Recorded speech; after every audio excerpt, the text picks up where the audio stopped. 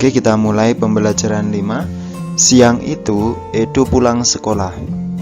Edo memasuki rumah dengan tak lupa mengucapkan salam. Terdengar dari dalam, ibu menjawab salam Edo. Ternyata ibu sedang duduk santai membaca majalah sambil mendengarkan radio. Acara favorit ibu adalah menyanyikan lagu-lagu nostalgia atau kenangan.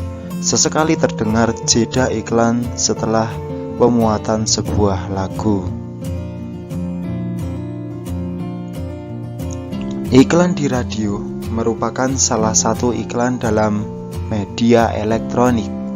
Media elektronik merupakan media dengan teknologi elektronik dan hanya bisa digunakan jika ada jasa transmisi siaran. Untuk lebih mengenal unsur-unsur dan ciri-ciri bahasa iklan pada media elektronik, ayo kita simak penjelasan berikut. Setiap media elektronik memiliki karakteristik yang berbeda. Iklan di televisi sangat berbeda dengan iklan di radio maupun iklan di internet. Berikut unsur-unsur yang ada dalam iklan televisi, iklan radio, dan iklan internet.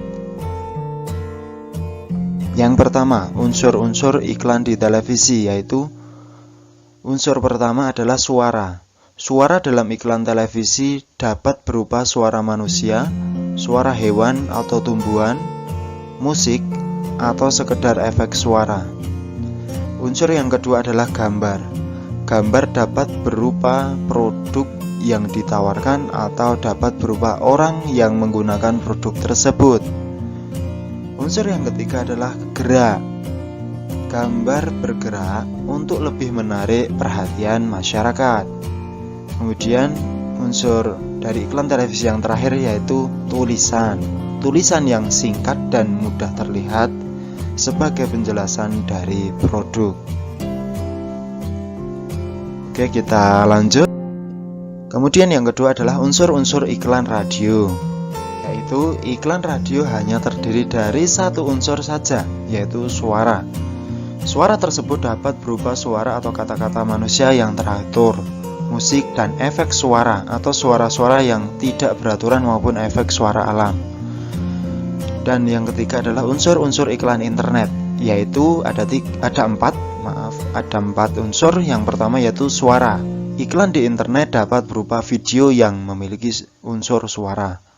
Kemudian unsur gambar. Gambar dapat berupa produk yang ditawarkan atau dapat berupa orang yang menggunakan produk tersebut. Kemudian unsur tulisan.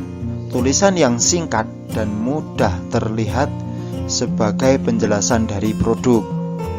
Kemudian unsur yang berikutnya adalah gerak.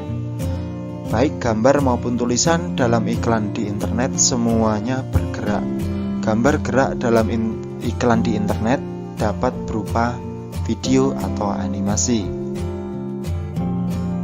Ciri-ciri bahasa iklan elektronik sebenarnya tidak jauh berbeda dengan iklan di media cetak, yaitu yang pertama komunikatif, informatif, mudah dimengerti dan diingat masyarakat, menarik perhatian dan mengajak penonton untuk membeli atau menggunakan barang atau jasa yang ditawarkan.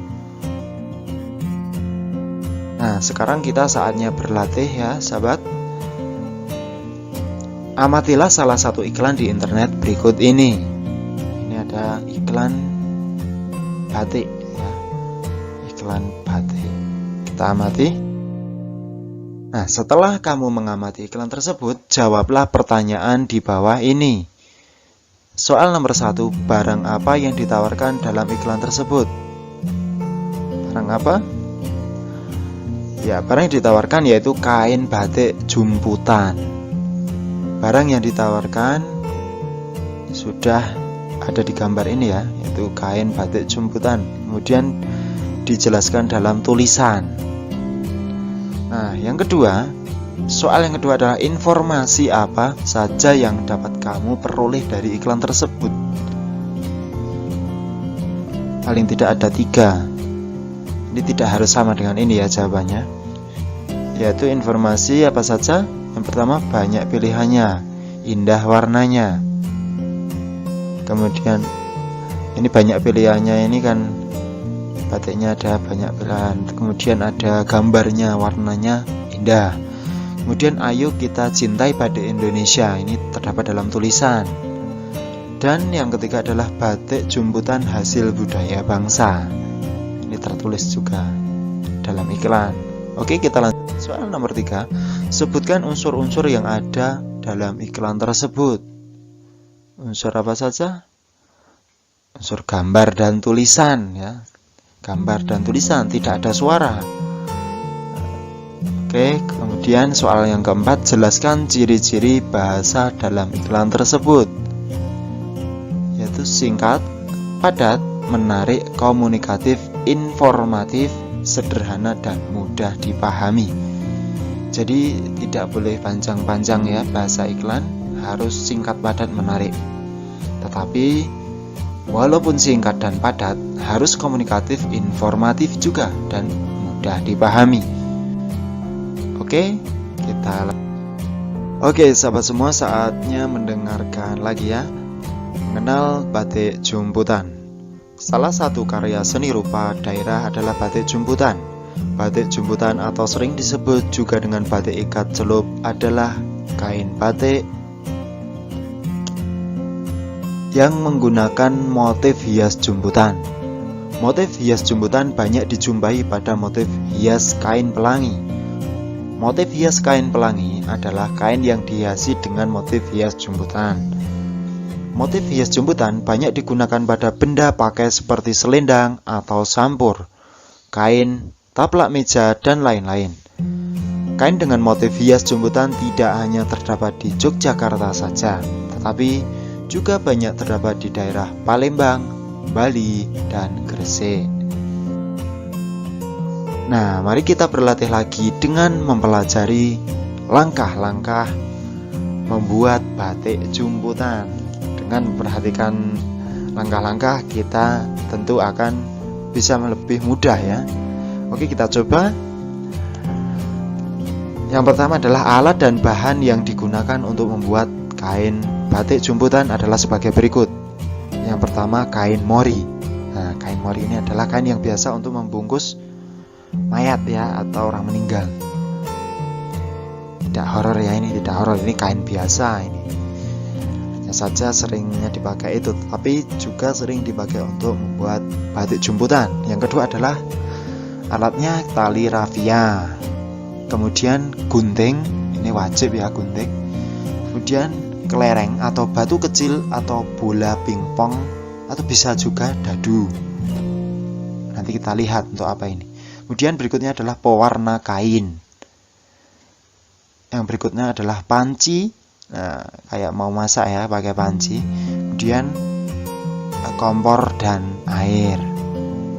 Nah, ini langkah-langkahnya. Langkah-langkah pembuatannya adalah yang pertama, masak air sesuai aturan pada pewarna kain.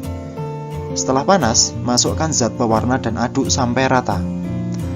Kemudian yang kedua, tutup kelereng dengan kain yang akan diberi motif. Kemudian ikat dengan tali rafia, susun kelereng sesuai dengan keinginan kamu sehingga membentuk pola bagian motif hias jumputan yang akan dibuat. Yang ketiga, basahi kain yang telah diberi hiasan ke dalam air dingin. Setelah itu, masukkan kain ke dalam air yang telah diberi zat pewarna. Dan yang keempat, aduk-aduk kain agar zat pewarna meresap lebih kurang 40 menit. Berikutnya yang kelima, matikan kompor. Diamkan kain sampai dingin. Setelah dingin, angkat dan cuci kain sampai air pencucinya bening, ini membersihkan. Yang keenam adalah lepas ikatan kelereng dan jemur kain di tempat yang tidak terkena sinar matahari. Nah, ketika kita melepas kelereng nanti kita akan melihat motifnya.